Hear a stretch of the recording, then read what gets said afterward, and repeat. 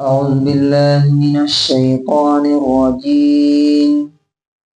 بسم الله الرحمن الرحيم.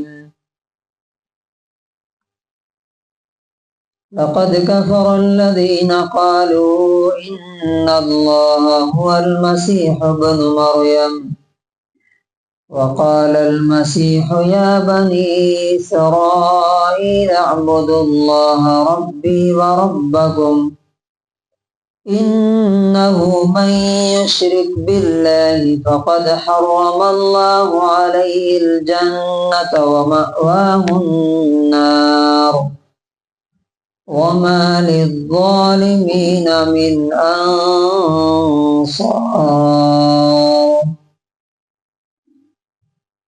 سورہ مائدہ سورہ نمبر 5 آیت نمبر 72. لقد کفر الذین،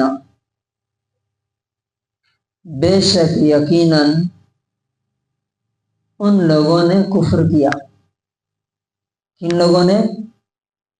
الذین، ان لوگوں نے، قالو، جنہوں نے کہا، ان اللہ، بے شک اللہ، هو المسیح، وہ مسیح ہے، مسایہ. کون؟ ابن مریم، مریم کا بیٹا. ان لوگوں نے بلا شبہ یقیناً کفر کیا جن لوگوں نے کہا کہ اللہ تو مسیح ابن مریم ہے. وقال المسیح، حالانکہ مسیح نے خود کہا، عیسیٰ مسیح نے، عیسیٰ علیہ السلام نے، یا بنی اسرائیل، اے بنی اسرائیل، اعبدوا اللہ، تم اللہ کی عبادت کرو. کون اللہ؟ ربی، جو میرا رب ہے، وربکم، اور تمہارا بھی رب ہے. مسیح نے خود کہا تھا کہ تم میرے اور اپنے رب اللہ کی عبادت کرو. انہو، بے شک، من یشرک باللہ، من یشرک، جو بھی شرک کرے گا، باللہ، اللہ کے ساتھ، فقد حرم اللہ، تو اللہ تعالیٰ نے حرام کر دیا ہے، علیہ، اس پر، الجنت، جنت، جنت میں انٹری نہیں. کس کی؟ جس نے شرک کیا.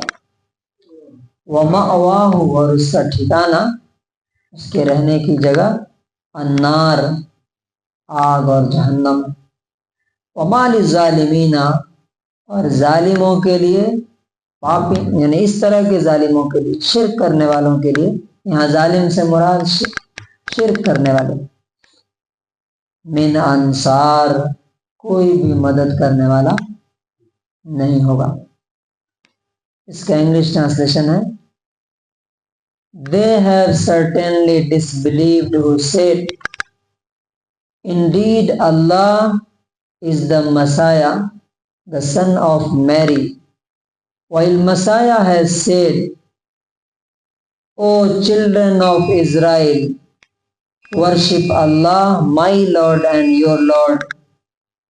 Indeed he who associates others with Allah, Allah has forbidden him paradise, and his refuge is the fire, and there are no helpers for the wrongdoers.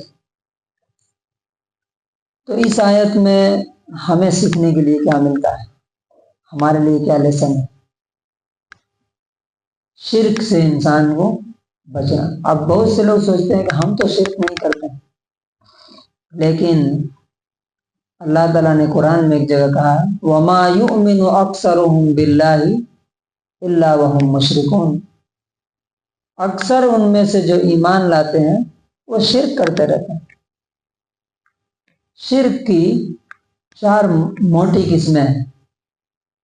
Number 1، اللہ کی ذات میں شرک کرنا. ذات مطلب اس کی پرسنالٹی.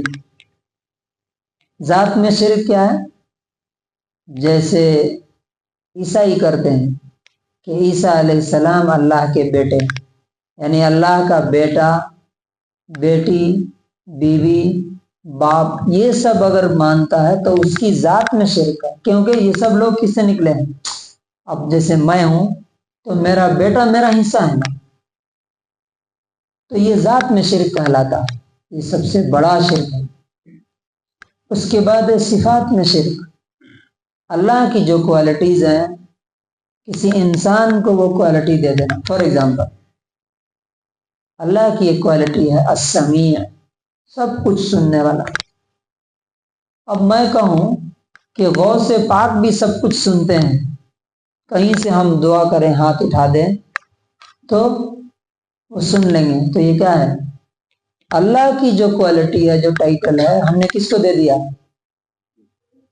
یہ ایسا ہی ہے جیسے ایک نارمل آدمی کو اٹھا کر کے آپ پرائم منسٹر کے چیئر پہ رکھ دے رہے ہیں، بول رہے ہیں کہ یہ نوکر نہیں ہے، پرائم منسٹر ہے۔ ایسا کیسے ہو سکتا ہے؟ حالانکہ یہ بھی مثال اتنی یہ نہیں ہے، لیکن ایک سمجھنے کے لیے۔ علیم ایک اللہ کی صفت ہے۔ علیم کا معنی کیا ہوتا ہے؟ ہر چیز جاننے والا، چاہے سمندر کی گہرائی میں ہو یا پہاڑوں کی تہ میں ہو، کہیں بھی۔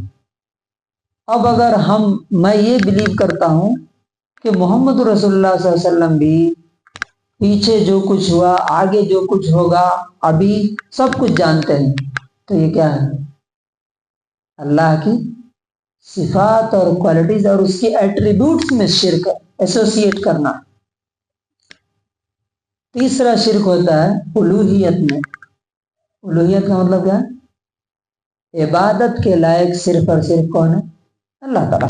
ہاتھ باندھ کے کھڑے ہونا کس کے سامنے ہو سکتے ہیں؟ صرف اللہ کے سامنے۔ اب اگر آپ کسی اور کے سامنے ہاتھ باندھ کے کھڑے ہیں تو یہ کیا ہے؟ شرک ہے۔ دعا کرنا یہ کیا ہے؟ عبادت ہے۔ کسی اور کے سامنے آپ ہاتھ اٹھا کے دعا کر رہے ہیں تو یہ شرک ہے۔ سجدہ کرنا یہ کس کا حق ہے؟ اللہ تعالیٰ کا۔ یعنی الہ، گاڈ، معبود ہونے کے لائق صرف اللہ ہے، اس میں اگر کسی طرح کا کچھ یہ کیا تو وہ بھی اس کو کہتے ہیں الوہیت میں شرک۔ اور ایک لاسٹ ہے وہ ربوبیت میں شرک۔ رب مطلب خالق، کریٹر کون ہے؟ اللہ تعالیٰ۔ مالک ہر چیز کا کون ہے؟ اللہ تعالیٰ۔ اور مدبر کہتے ہیں مینٹین کرنے والا، چلانے والا دنیا کو۔ اگر آپ سمجھتے ہیں کہ میری زندگی فلاں حضرت کے ذریعے سے چل رہی ہے، یا وہ مجھے نفع اور نقصان پہنچاتے ہیں، فلاں پیر صاحب، فلاں پہاڑ بابا، مدار بابا، تو یہ کیا ہے؟ کس چیز میں شرک ہے؟ ایون کہ بہت سے لوگ کہتے ہیں فلاں صاحب نے کچھ کرا دیا ہے، میرا کاروبار بند ہو گیا، فلاں صاحب کے قبضے میں ہے کیا ہمارا رزق؟ کسی صاحب کے قبضے میں نہیں ہے۔ تو مدبر یعنی ہر چیز کا انتظام کرنے والا میرے لیے صرف اور صرف کون ہے؟ اللہ تبارک و تعالیٰ۔ اس میں اور اس کا سب سے آخری مثال یہ ہے کہ نفع اور نقصان کسی بھی طرح کا زندگی میں اگر ہو تو نفع دینے والا بھی کون ہے؟ اللہ ہے، نقصان دینے والا بھی اللہ تعالیٰ ہے۔ نہ کوئی حضرت، نہ کوئی پیر، نہ کوئی پنڈت، کوئی بھی نہیں دے سکتا۔ تو اللہ تبارک و تعالیٰ سے دعا ہے کہ اللہ تبارک و تعالیٰ ہمیں اس آیت کے مطابق اپنے ایمان اور فیت کو، اپنے عقیدے اور بلیف کو شرک سے، یعنی اللہ کے ساتھ کسی کو ایسوسیٹ کرنے سے پاک رکھنے کی توفیق نصیب فرمائے۔ ایمان اور خالص توحید پر ہمیں زندہ رکھے اور اسی پر ہمارا خاتمہ نصیب فرمائے۔